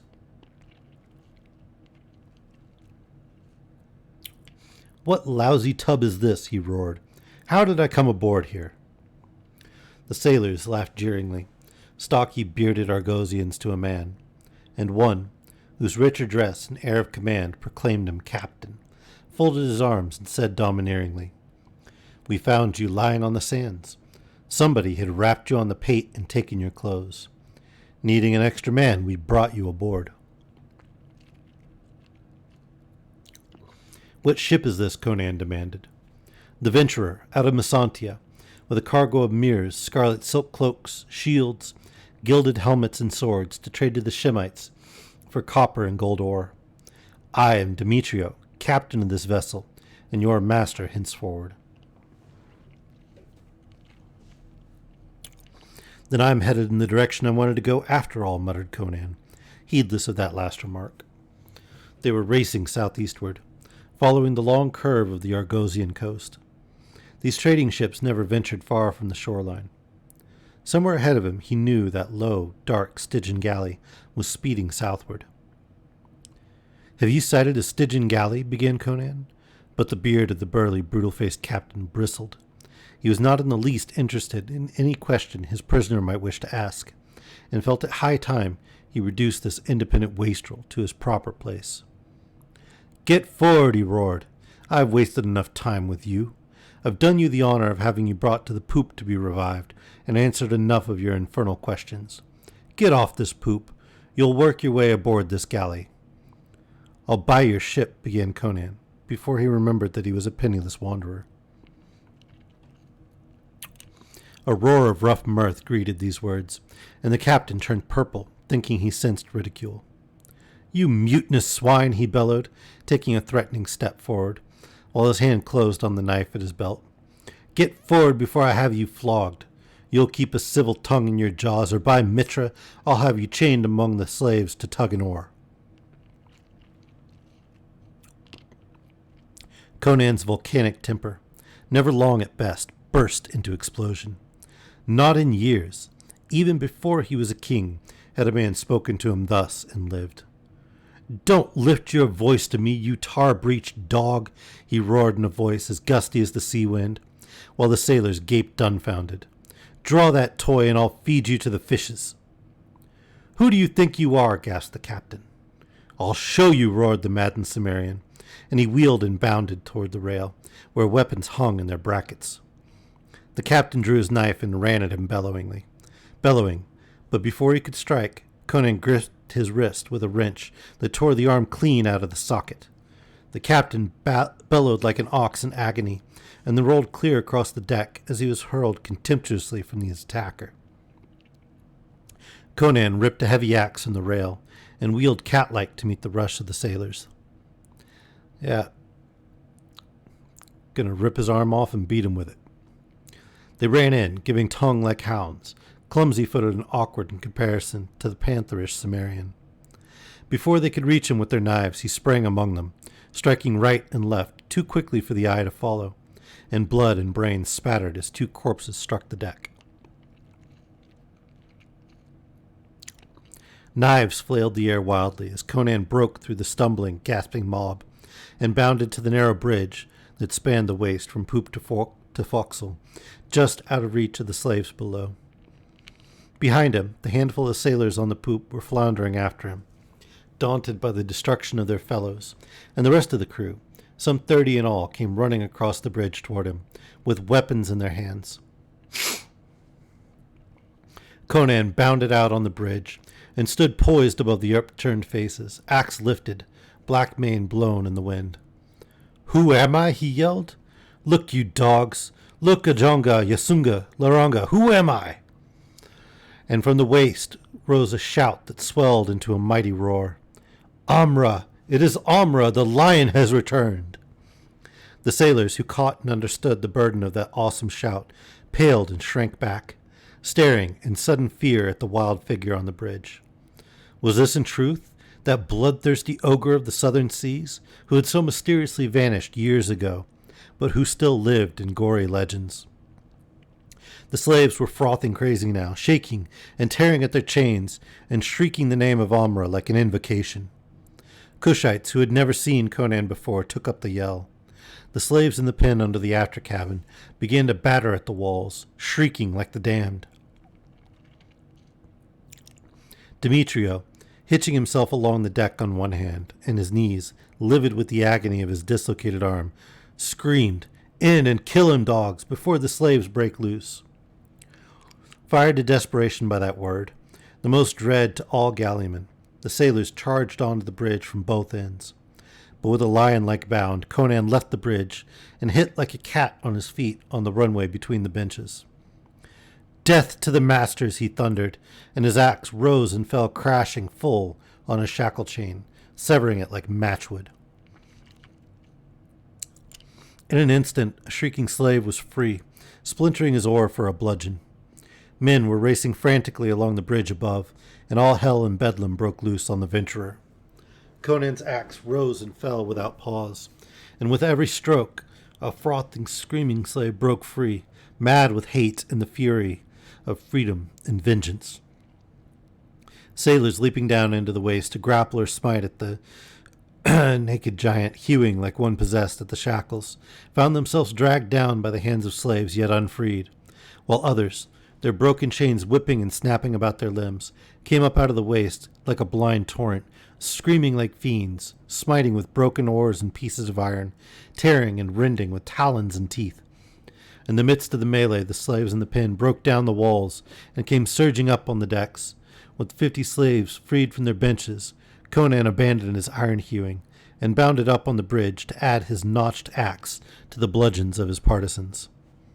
Then it was massacre. The Argosians were strong, sturdy, fearless like all their race, trained in the brutal school of the sea. But they could not stand against these maddened men led by the Tigrish barbarian. Blows and abuse and hellish suffering were avenged in one red gust of fury that raged like a typhoon from one end of the ship to the other. And when it had blown itself out, but one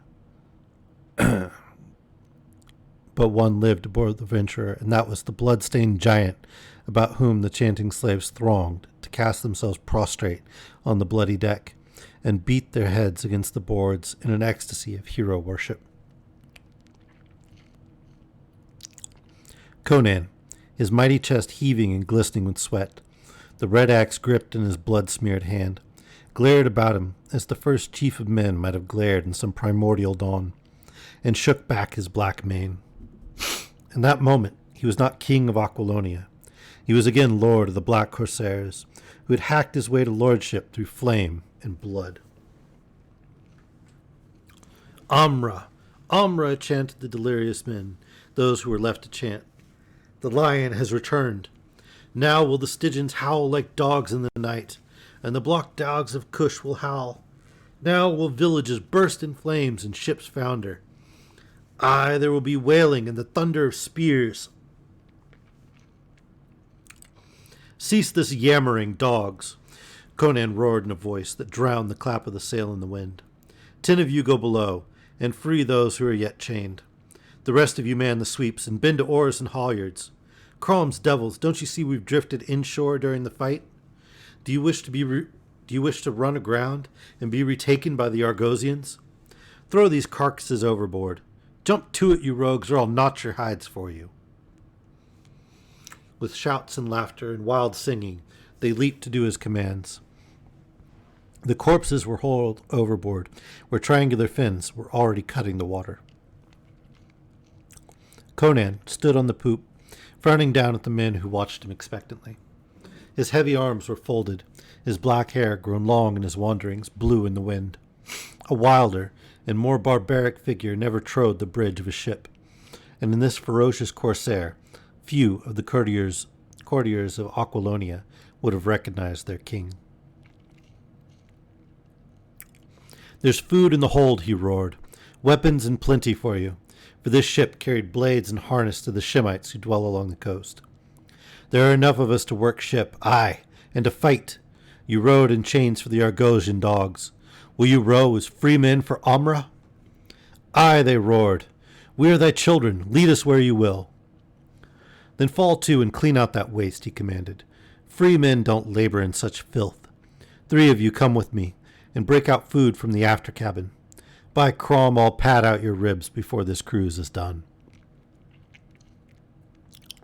Another yell of approbation answered him, as the half-starved men scurried to do his bidding. The sail bellied as the wind swept over the waves with renewed force, and the white crest danced along the sweep of the wind. Conan planted his feet to the heave of the deck, breathed deep, and spread his mighty arms. King of Aquilonia he might no longer be. King of the blue ocean he was still. All right, that's the end of that chapter.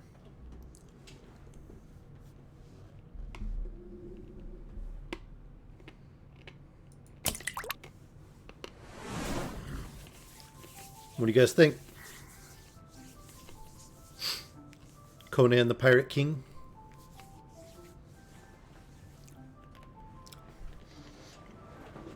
I kind of doubt that he's going to burst into song and put on a ruby codpiece.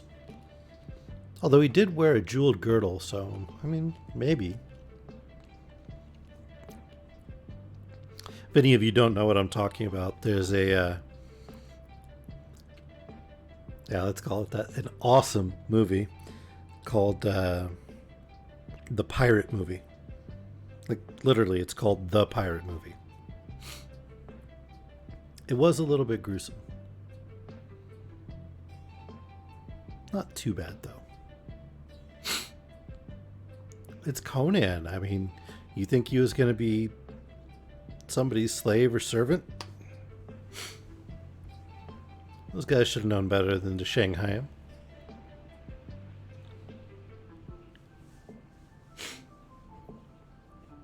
I mean, the dude is huge.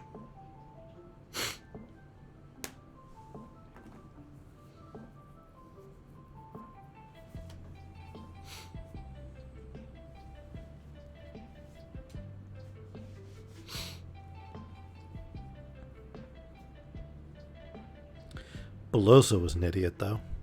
I mean, honestly. The dude could have framed Conan for the murder, taken over, been lord of that keep, had a band of men at his command, and then moved safely to sell the jewel whenever he wanted. Instead, he had to freak out and run screaming into the wilderness and then die in a dive by the harbor. Bad plan.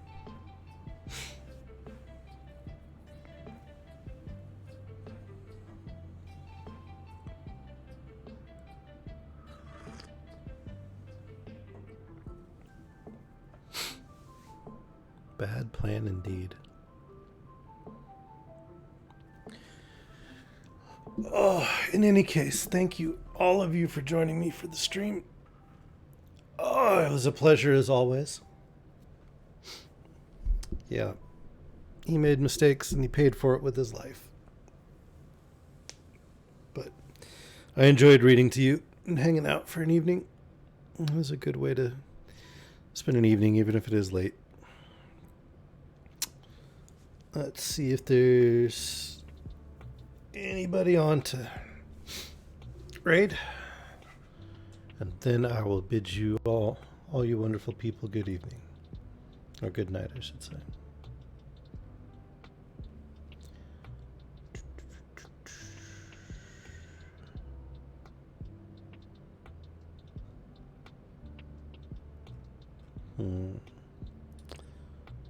Don't see any of our friends.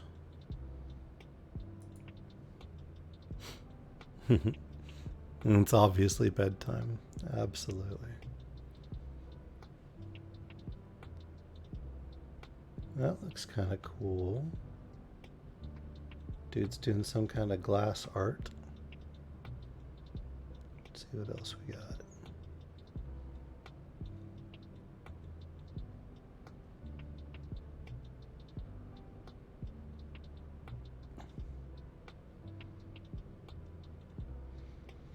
Got some nice looking landscape art. Some sculpture.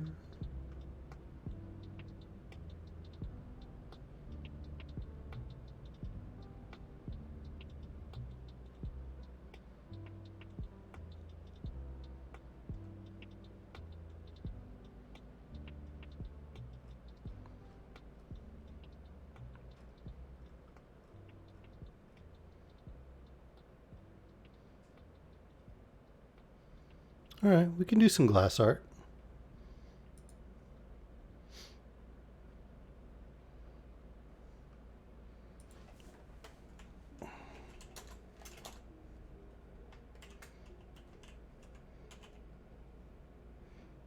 Let's see if I spelled it right.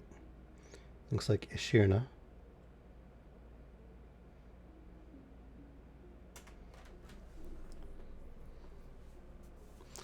This is a mature stream, so fair warning. And away we go.